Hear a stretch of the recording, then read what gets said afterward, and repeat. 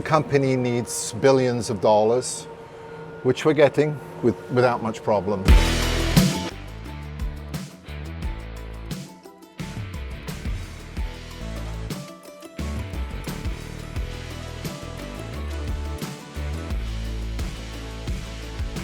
I'm an industrial designer first and foremost, I would say, and I also have a degree in mechanical engineering. And so my career has been with technology and creating products.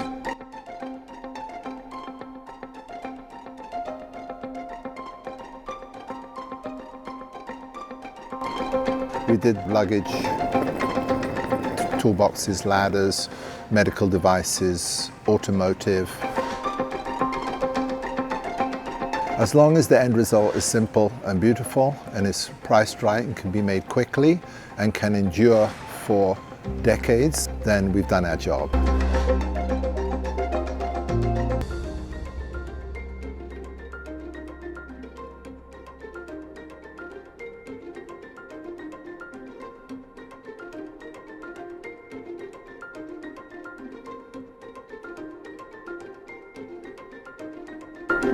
Industrial design is commercial art. It's not art for art's sake, it's commercial. Commercial means there's a boss. The boss is the customer.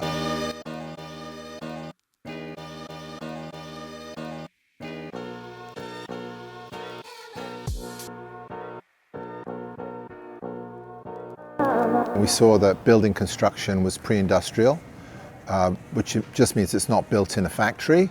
And we said, okay, why? And started to piece together some of the solutions, and I would say that that's where it started.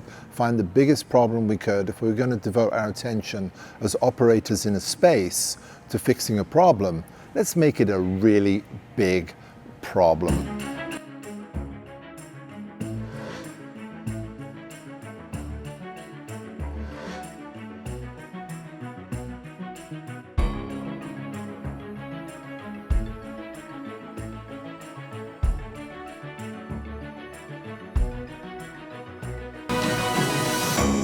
Investors need to make money, so we are for profit, and the company should be very profitable.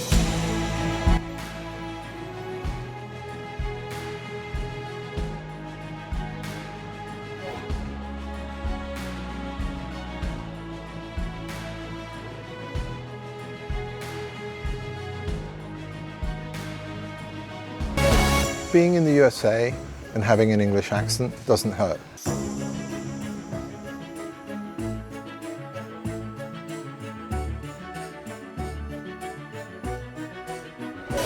Because we're in a factory, a lot of the building principles that apply to a field, like an open field, does not apply to us.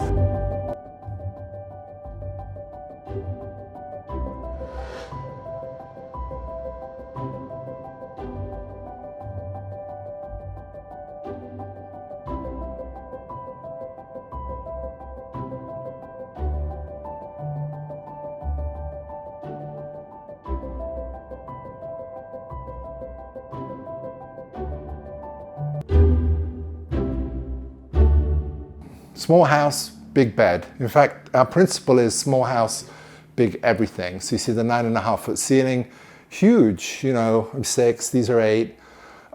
Big, huge doors, just makes you feel small in the space. Feeling small in the space feels great because it makes the home feel very comforting. So it's very nice, full-size refrigerator, because people are shopping for the week. Someone's been drinking the Tattinger, but we'll forgive them.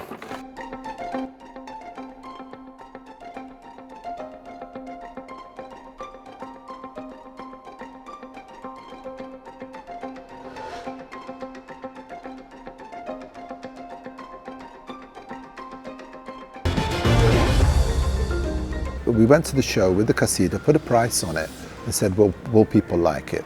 And we attended the show, and then the world exploded for us. It was really unbelievable.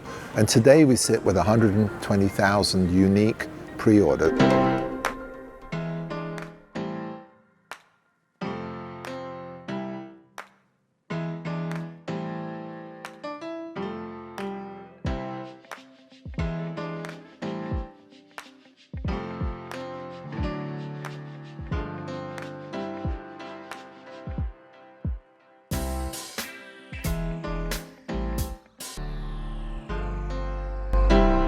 If we look at the overall space, we can see that the space planning is very efficient because a lot of things do double duty.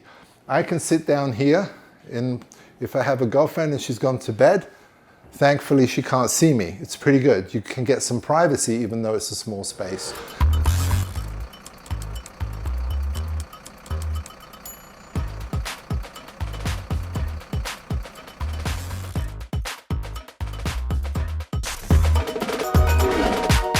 All that needs to be done inside is the clothes washer needs to be pulled out of the bathroom, put to one corner.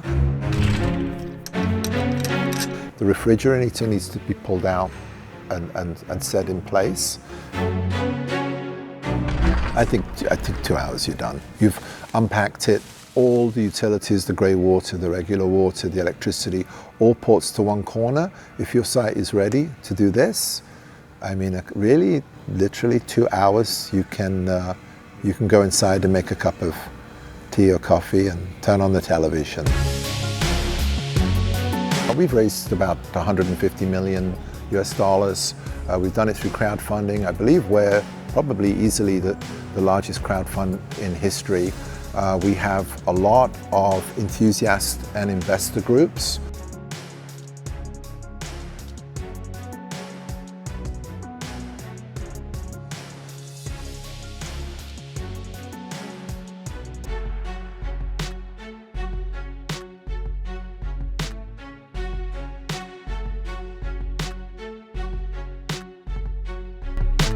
We're in the matrix, and you can see it's pretty weird.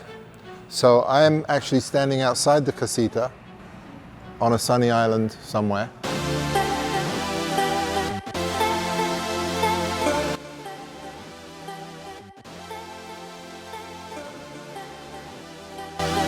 Now I'm walking in the cottage door. So if I walk in here now and you look at the TV, in front of me you'll see a very familiar kitchen. The goal now is we have the casita, which is the smallest building shell. So we're very focused on scale. I'm gonna walk through the bed because I don't exist. I can't see my reflection because maybe I'm a vampire, I don't know. This is only 50% bigger. It's 20 by 30 feet. Oh, excuse me, whatever that was. This is just one size up from the casita.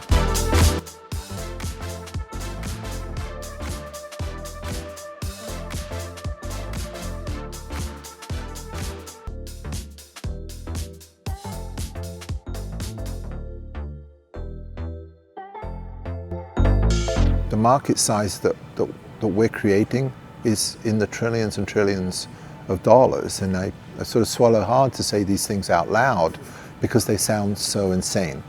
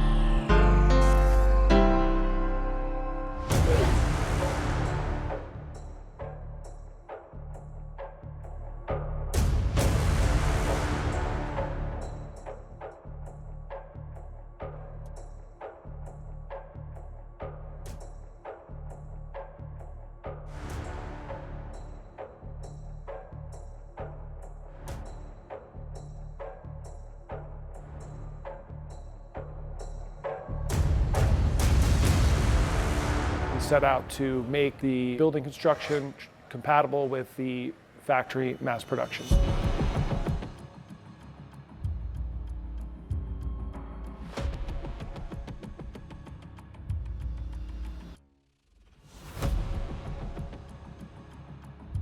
Alles fängt an mit Magnesium Oxide Boards.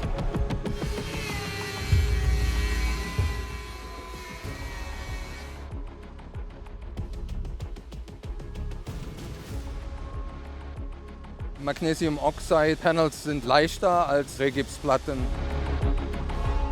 By doing it this way, not only is it faster and lower cost to produce, but we are exceeding all the requirements for different energy ratings, structural ratings, wind resistance.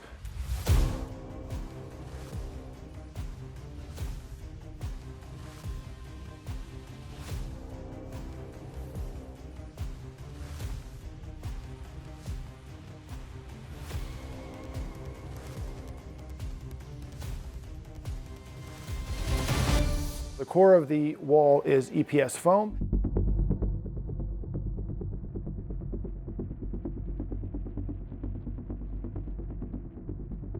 Im Prinzip wird das Styropor durch die Hitze, durch diesen Heizdraht verdrängt und dadurch abgeschnitten.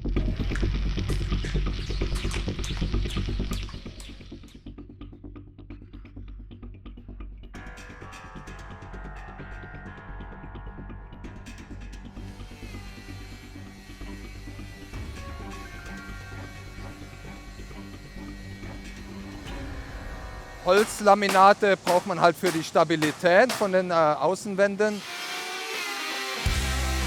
Fräsen wir eine Nut rein. Die Nut ist wichtig, weil wir da die PVC-Abdeckungen anbringen. PVC ist halt zur Optik und auch zur Wasserbeständigkeit. Hier haben wir jetzt einen kompletten Bausatz für eine Wand. Ein kompletter Wagen ist im Prinzip für eine komplette Wand.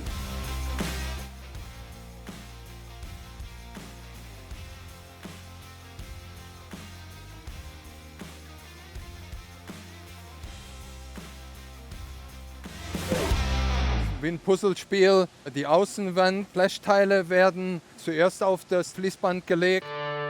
Dann die Außenanbauteile für das Holz. Right now, we're actually doing it manually, where we have people assembling these parts together, but over the next 6 months, we'll be upgrading the equipment here so that that's all automatic. Basically, we'll probably be producing one wall panel about every 2 to 3 minutes.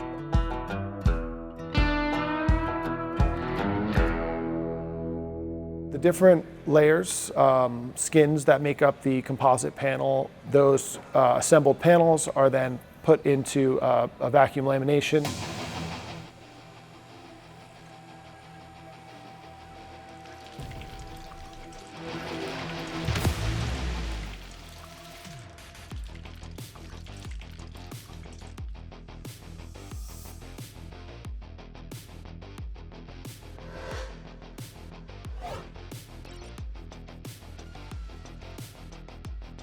Dann schließt sich die Presse und dann wird ein komplettes Vakuum gezogen und dadurch wirkt Gravität auf die Bauteile. The glue seeps into kind of all the micro cracks and then hardens in an irreversible chemical process. And that way, the panel is just incredibly strong and rigid. It's all one big unitary piece.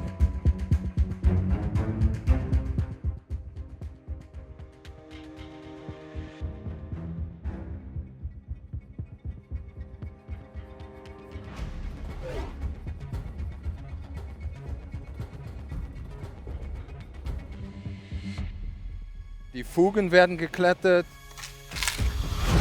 die Teile werden lackiert, die ganze elektrische Verkabelung wird schon eingebaut. Ist alles vorkonfiguriert.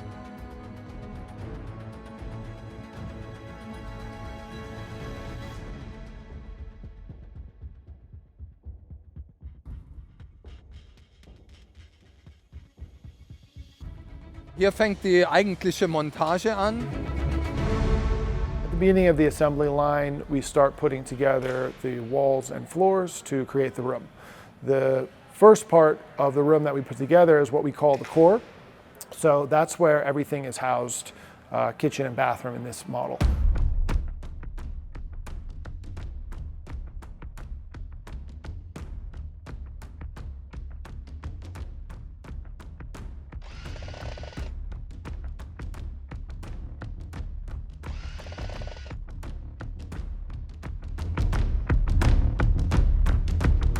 kommt hier eine Fußbodenabdeckung zum Schutz.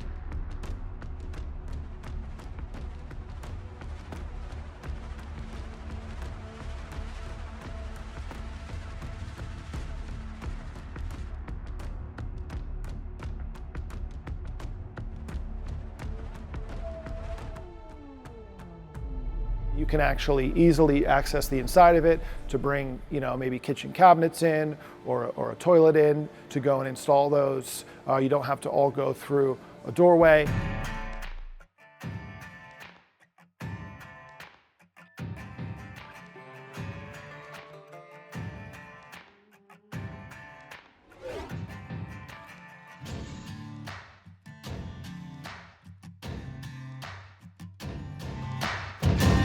They are fully finished in the factory. So kitchen, bathroom, electric, appliances, windows, heating, all of that is done in the factory. Alles, was halt gebraucht wird, also hier haben wir zum Beispiel das Bad, ne? Da gibt es dann die Waschmaschine und hier in der Küche haben wir verschiedene Schränke, die dann nochmal aufgehängt werden.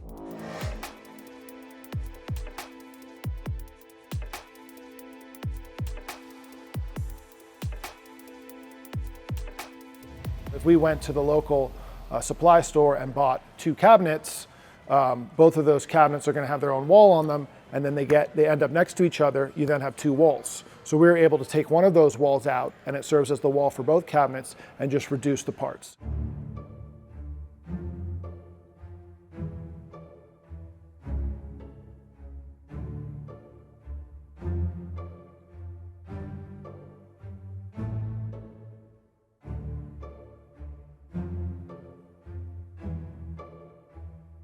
Wird alles komplett reingepackt und dann falten wir das Haus zusammen.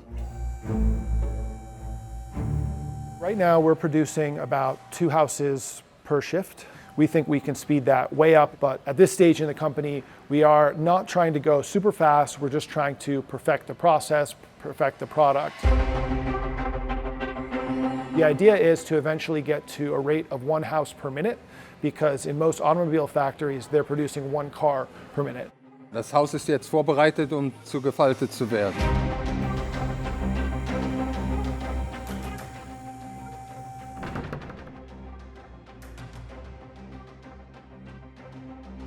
Die elektrischen Verkabelungen, Verbindungen sind alles über Steckkontakte. Wird halt alles abgesteckt, sodass wir das Dach im nächsten Schritt zusammenfalten können.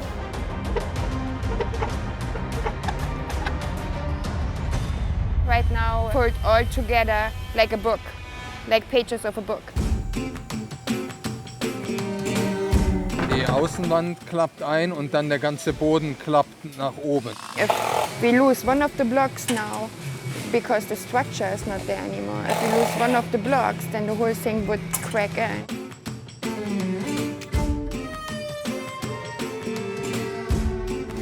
Jetzt haben wir beide Seitenwände eingefaltet. Und im nächsten Schritt werden wir die zusätzlichen Stützen abbauen, damit wir die vordere Wand einfalten können. Und dann wird der komplette Fußboden mit der vorderen Wand komplett eingefaltet.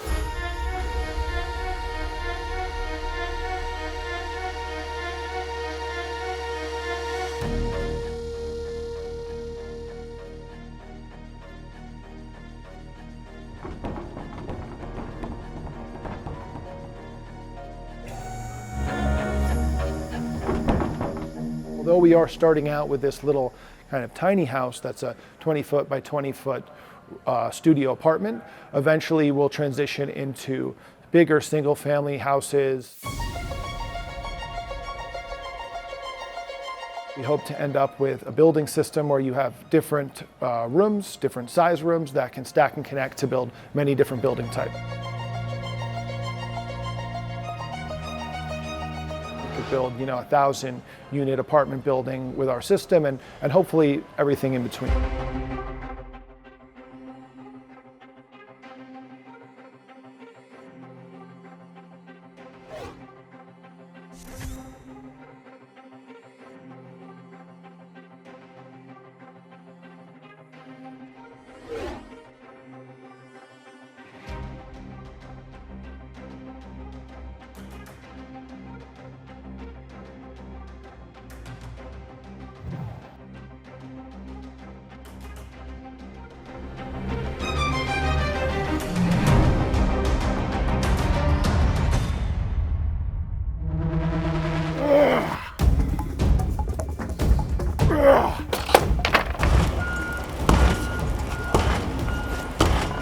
Although we were able to break it a little bit, we're not really getting all the way through.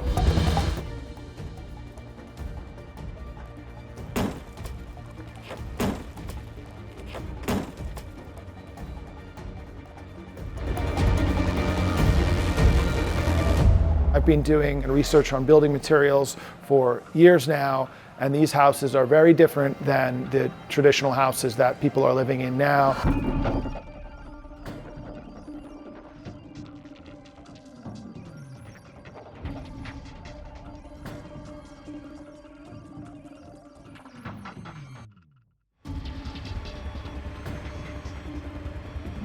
He actually picked up the whole house with the forklifts, and now he's able to move it around really easily. This is the full house. It's actually folded up, so it ends up folded up to 8.5 feet wide.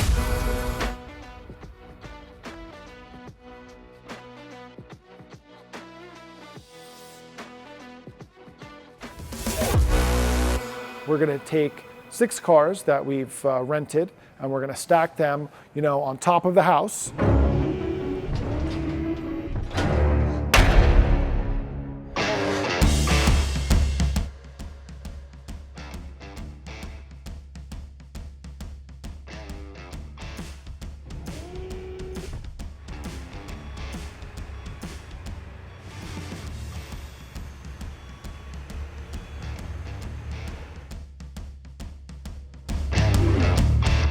Because we're using a lot of different types of materials, because the panels are ultra light, ultra energy efficient, people might think that they're not that strong.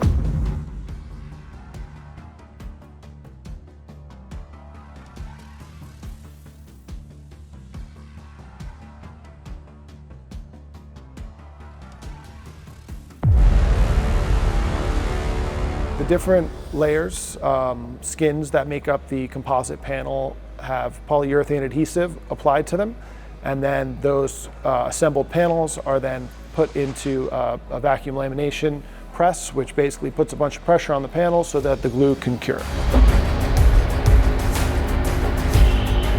The glue seeps into kind of all the micro cracks and then hardens in an irreversible chemical process, and that way the panel is just incredibly strong.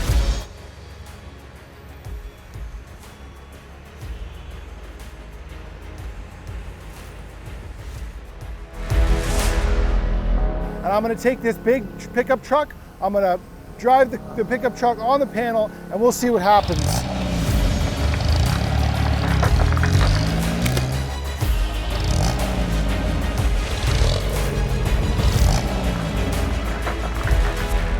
It hasn't even really flexed at all. You can see the dummy is perfectly fine. We'll do different tests where we basically put, a transverse or axial load on the panel, and we measure the deflection. We measure how much weight is going on versus how much bending it is, and then how much weight it ultimately takes to make the panel fail and break. They have massive strength to them. They can handle hurricane speed winds.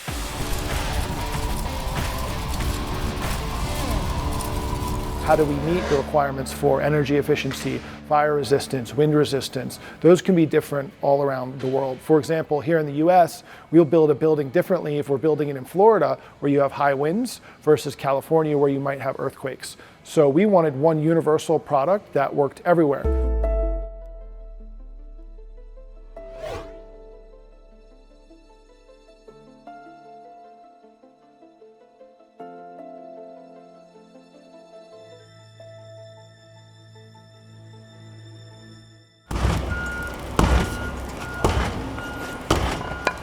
Here's a good look at some of the technology inside the panel. You see these fibers we have in here, go like this and this. Gives us a huge amount of tensile strength. That's actually a fiberglass mesh.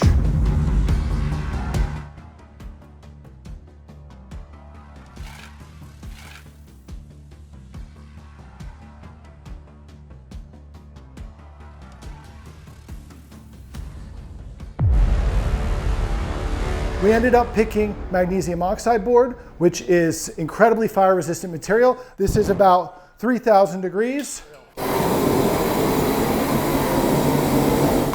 This thing's pretty powerful. I would not want to get in front of that.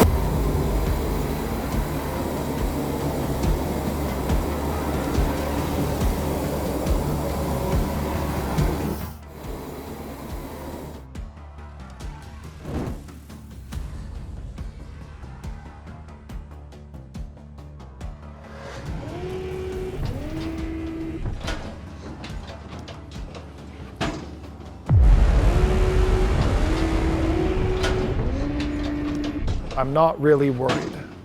Maybe a tiny bit worried that, you know, some unforeseen issue could occur.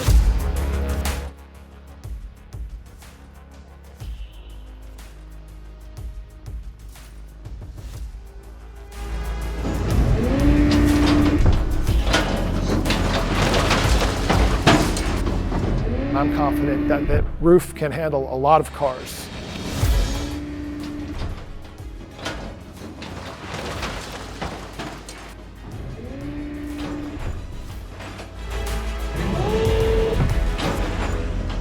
The calculations actually show that we're able to stack 40 cars on the roof of the house.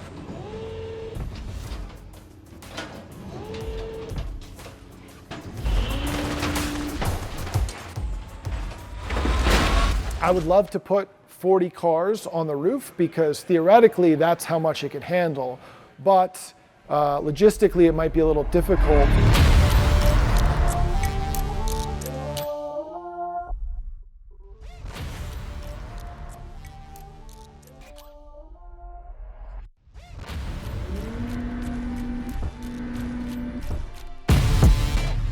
We're going to pick the top one up, lift it up as high as we can, and drop it on the roof.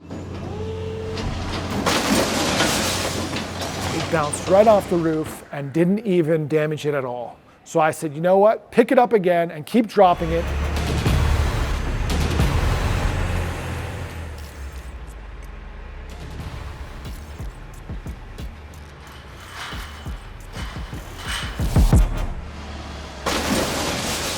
Unfortunately, on the second try, we were able to drop the car through the roof.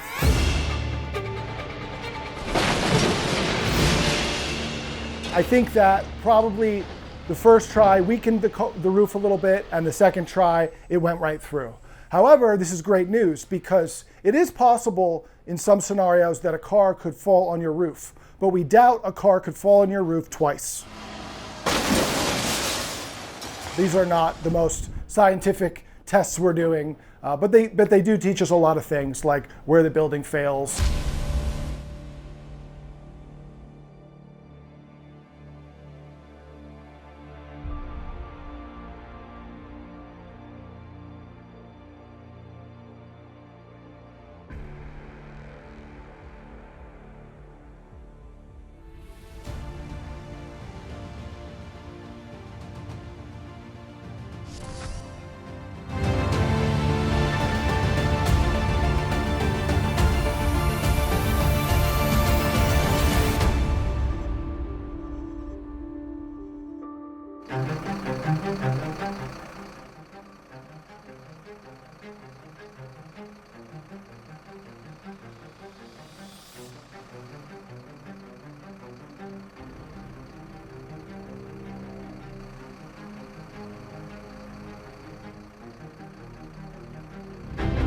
Plan for today is to be able to get this casita unfolded. That should take anywhere from an hour to about an hour and a half.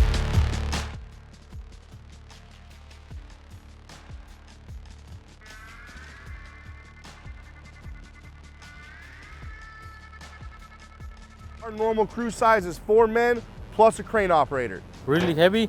That's why we make 3 lines in the crane.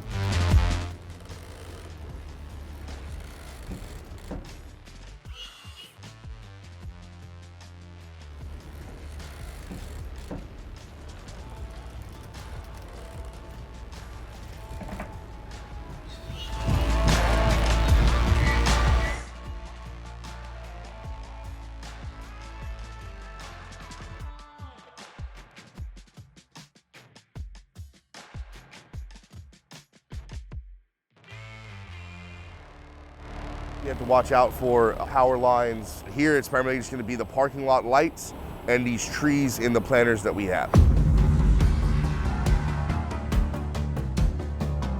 So it could potentially tip, which would obviously cause damage to the unit, but the biggest factor would be the loss of life because it could potentially kill somebody.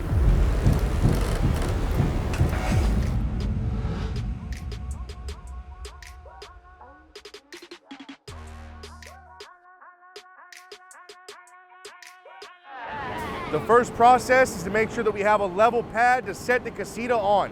This is going to be a very temporary install so they can move it to other locations because we are setting it up in a parking lot, so we do need to put some leveling blocks down to make sure that the casita itself is level.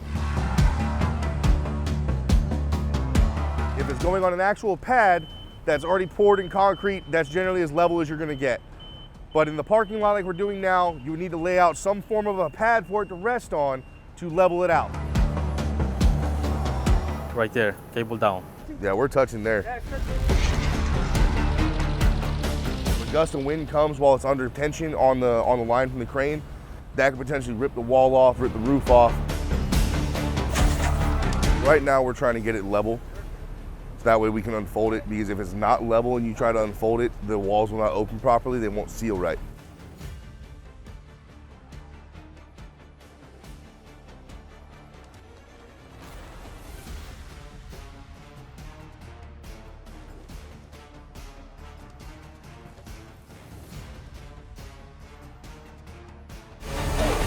Definitely gonna want to get a level on it because it does look like it's still sloped down a little bit. It's absolutely like unwrapping a present on Christmas. These here are our lifting eyes. He's gonna put in a total of 4 of them here. There's gonna be 2 near this ladder and then 2 more near this ladder here. And that's gonna allow us to use the 4 cables on the crane to connect up and unfold. You guys might want to hop up because this thing's gonna go. You got tension? Get off the roof before you put tension on in case the cable snaps. Got it.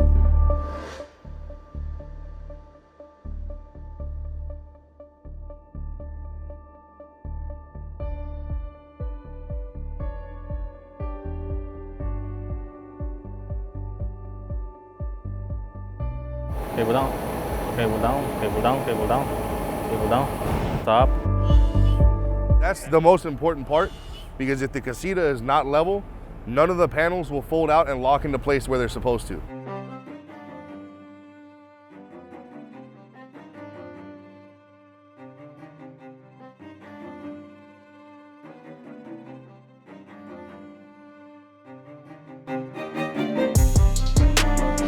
The parking lot itself isn't level, so we have to do something to bring it up to where we can get the actual casita level.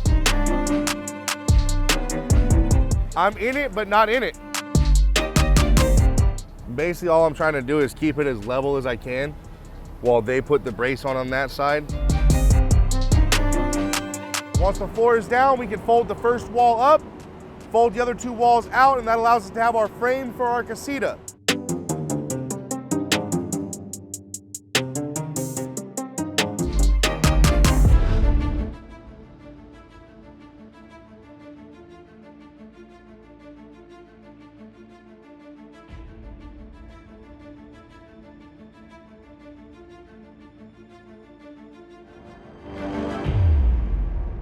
Before you guys fold the wall out, just make sure that this gets folded over, because if not, you'll end up tearing the whole thing apart.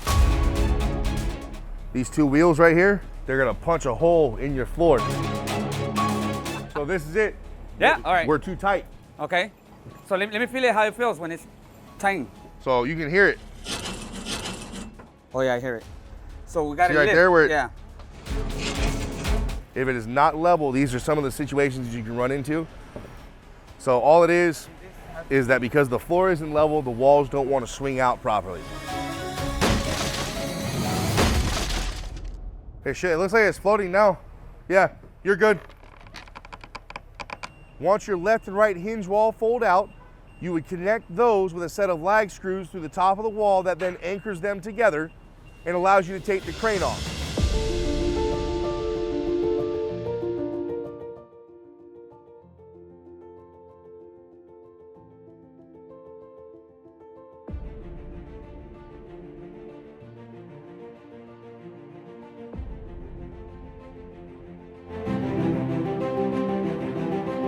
roof, the weight of it, and the screws that we use to anchor those into place, that is what actually sets the whole casita as one unit.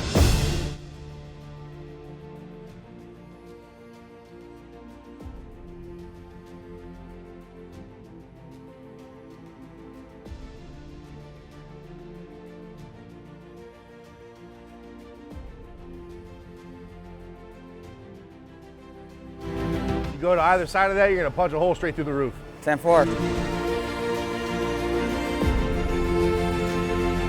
Biggest thing with the unfolding of the roof is once it reaches the apex that it's supposed to be at, you no longer want to lift up. So you have to watch for when it reaches that apex and is ready to start rolling out, because if you lift too much, it'll rip the roof off. And that entire roof is off on that side now.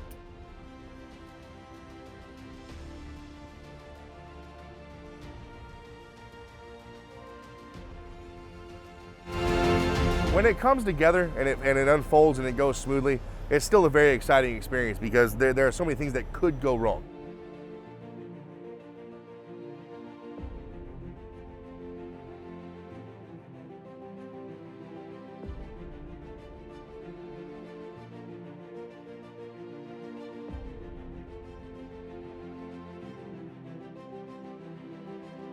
Once that is on, we would put a PVC trim on, and that's just to dress it up and make it look more attractive and appealing to the eye. And it also helps keep everything finally, and that's like the final sealing layer that goes on to make everything one watertight unit to keep it being rainproof.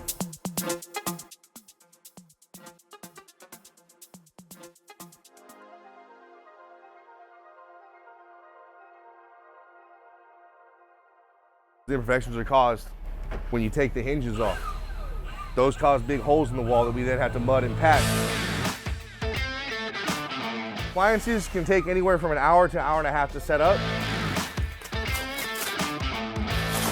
Basically, all of the hardware and caulking you need to set this unit up properly is all inside the bathroom in a box. You have your washer dryer that needs to be set up. Your refrigerator needs to be set up. And then your dishwasher. And then we have a barn door that we have to hang for the bathroom. There's a small breakfast nook that gets set up, and that gets mounted directly to the countertop, so that way it extends the countertop and allows you to have a place to sit and eat. And a couple of lights that need to be hung in place.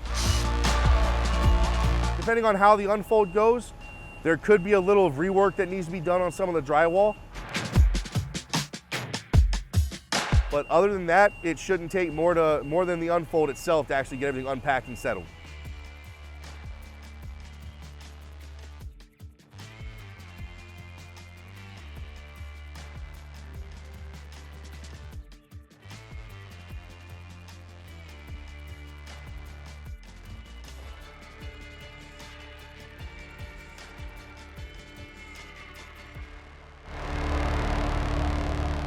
Layout when you actually put the furniture in your home is kind of the fastest thing to do once it's pre-built and pre-assembled. It takes you no time at all to have your entire home set up.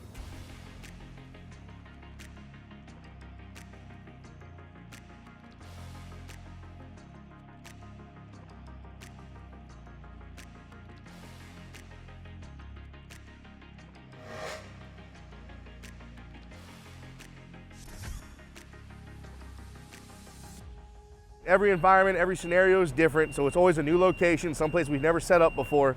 And it's amazing to see just the response from the community around us as we're setting these up. Nobody's ever seen them. Where's the closet? Oh, that's everything. What? That's all I need. That is so cool. Wow. But there's no closet.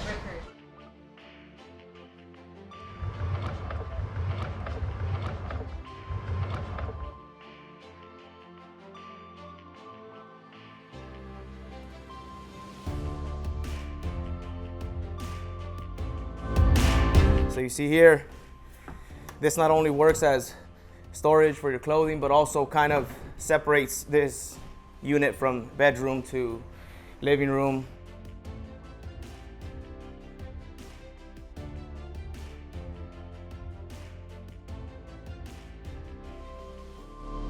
For a crew that's never had to unfold one of these, we're actually ahead of schedule. They've done a wonderful job making sure they keep up with the pace and the tasks at hand. They've never had to do this before.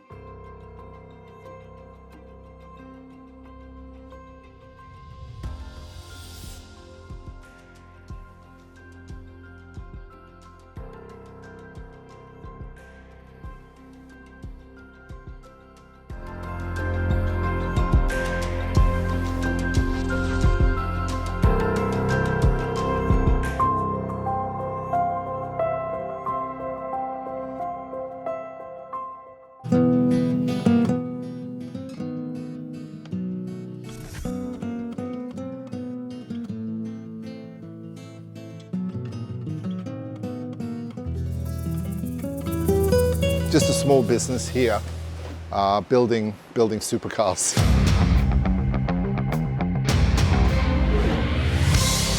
Supercar is a fun project. It's almost got, it sounds like the company was named by a 12-year-old. Supercar system, sounds completely ridiculous. And that's on purpose.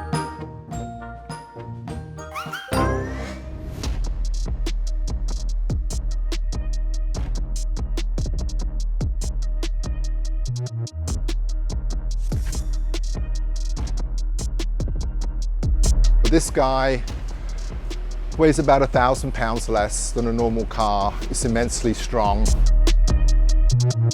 The guys are testing now to see the power.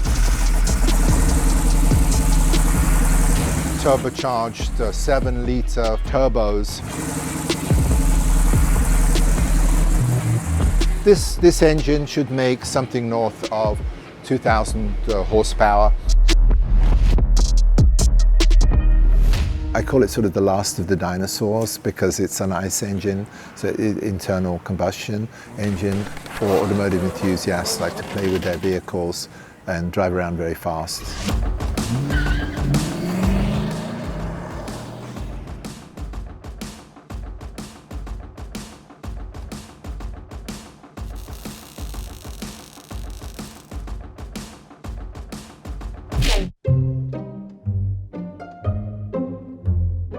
I don't know if and when it'll be commercialized. This is not really a serious project for us, but to have some fun, for me, it should have some commercial end to it.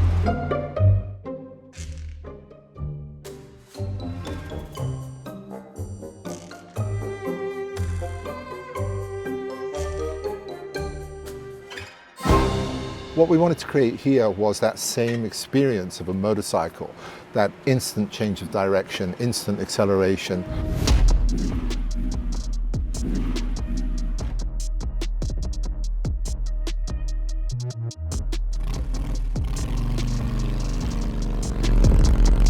We are very, very close to the front wheels. It's still safe, but the front wheel, is right here to create that motorcycle experience. And it's an enthusiast product. It's not for everybody.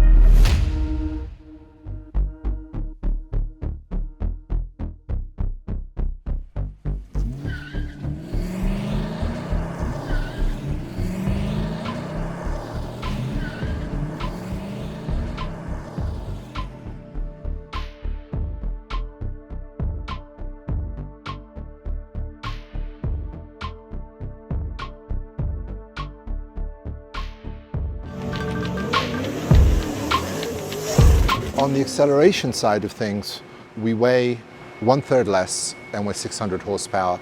So that would be like a Lamborghini making 900 horsepower. In other words, an exotic supercar would need to make 900 horsepower, and they don't, to keep up with this car.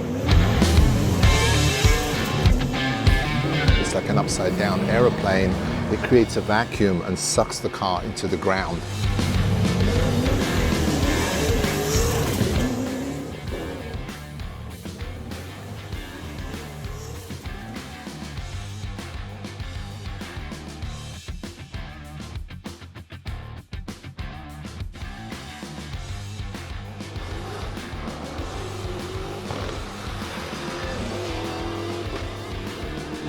Everybody has a different process. For me, I'm really thinking about it mostly, how things are going together. That's the first step. The second, and then when something clicks, there's something innovative, there can be then some sketching. And then from the sketching, I will typically go to CAD, solid modeling, get the principles done, and then hand it off. A lot of physics, a lot of math, a lot of smart guys, just making it all work.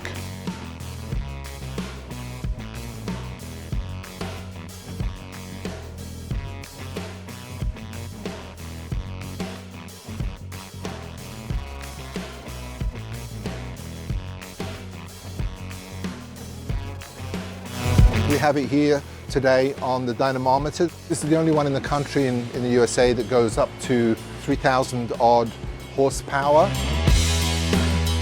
We will be building engines up to 3,400 horsepower, completely insane. Here on the screens we can see speed, torque and power total is horsepower.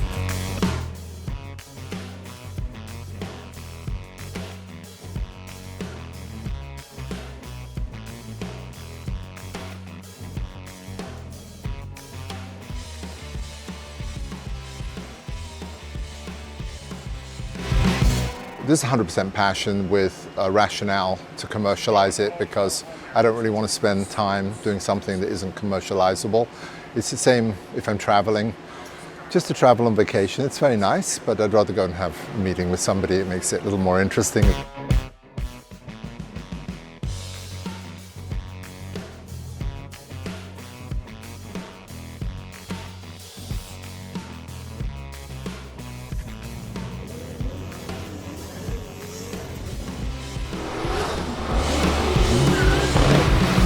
We plan to launch with a 311 mile an hour run. In European numbers, I think that's something like 520 kilometers an hour on a public road. The officials from the city, they'll shut the road for us. I know that sounds completely crazy, but when you live in Las Vegas and you live next to, a reimagining of New York, or you see the Sphinx or a giant pyramid, it all of a sudden really doesn't seem that unreasonable.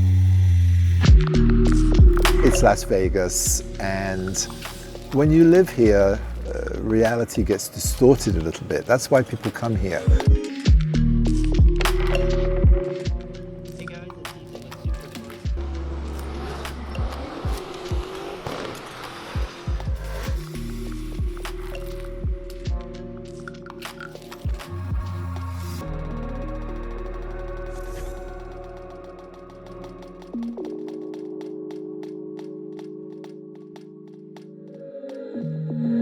This is for me to take out with their girlfriend and go for a drive.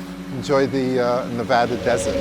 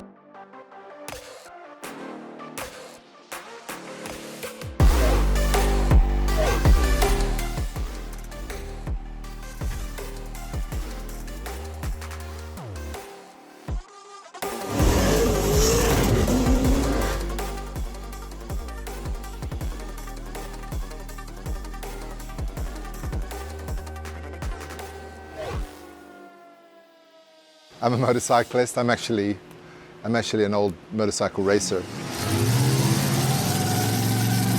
But riding motorcycles, especially sport bike on a racetrack, you are literally driving a set of handlebars.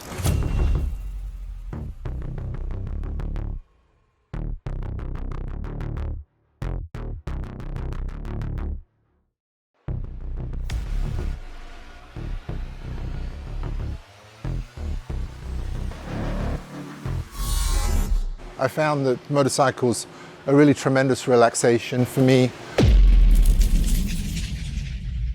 I consider this a fairly modest collection.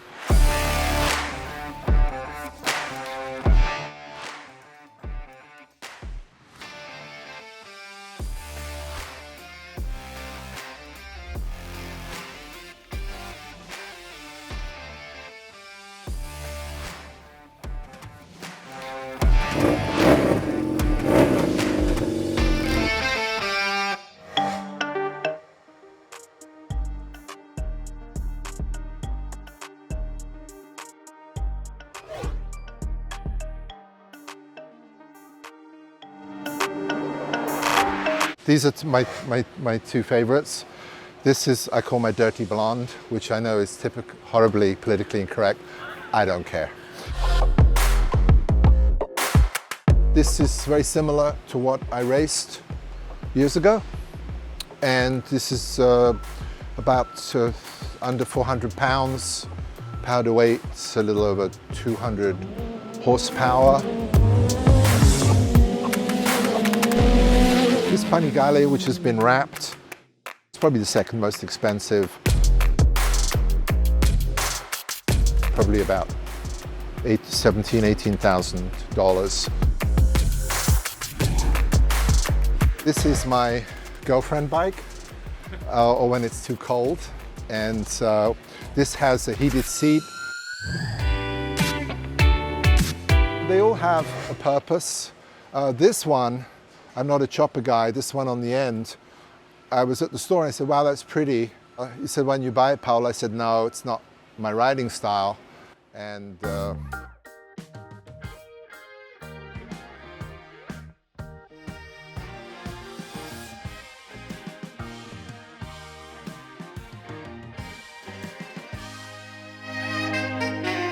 dirt bikes go out with my business partner and son, Galliano.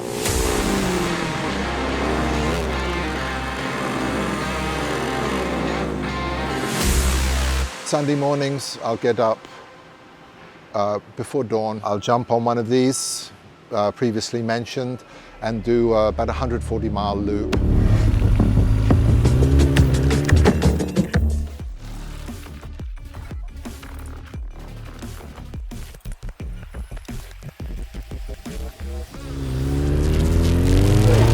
People in Nevada are terrible drivers. I'm sorry, Nevada. They're terrible drivers.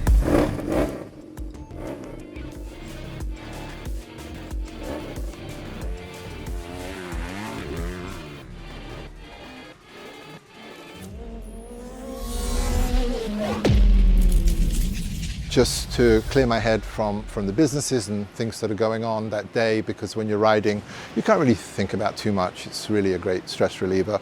Not that I'm stressed, frankly, having a good time. There are no real curvy roads, and I'm a curvy road guy. So there is Lake Mead here. Lake Mead is a 70-mile one-way, some of the most beautiful scenery on earth.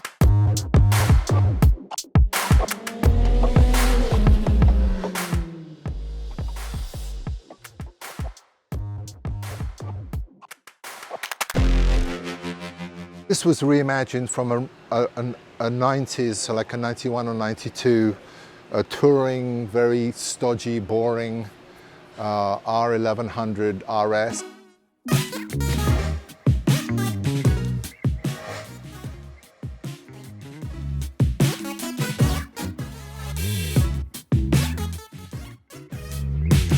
This, I would say, is the trophy right now.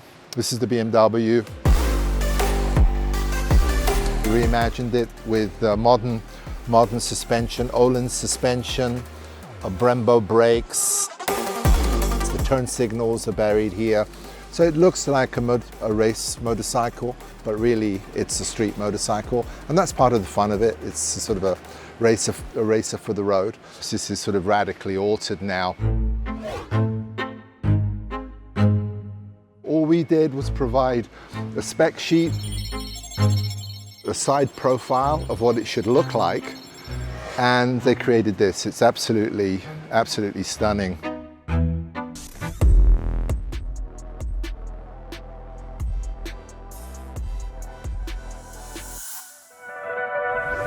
Everything was stripped off it. I'm sure we must have removed 70 or 80 pounds worth of nonsense. And we have this incredibly impractical, beautiful motorcycle that will probably wind up in my living room.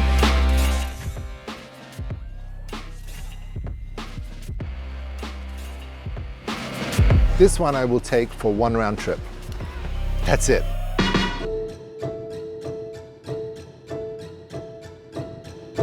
This is a very extreme motorcycle. It's really, this is just rolling artwork.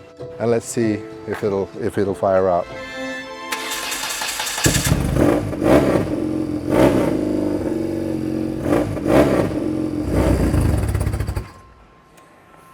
I stalled it to stop it because I don't know how to stop it. I don't know where the off button is because it's got this crazy, who's ever seen anything like this? And you have to do that. There we go, to turn it off. Completely ridiculous, but fun.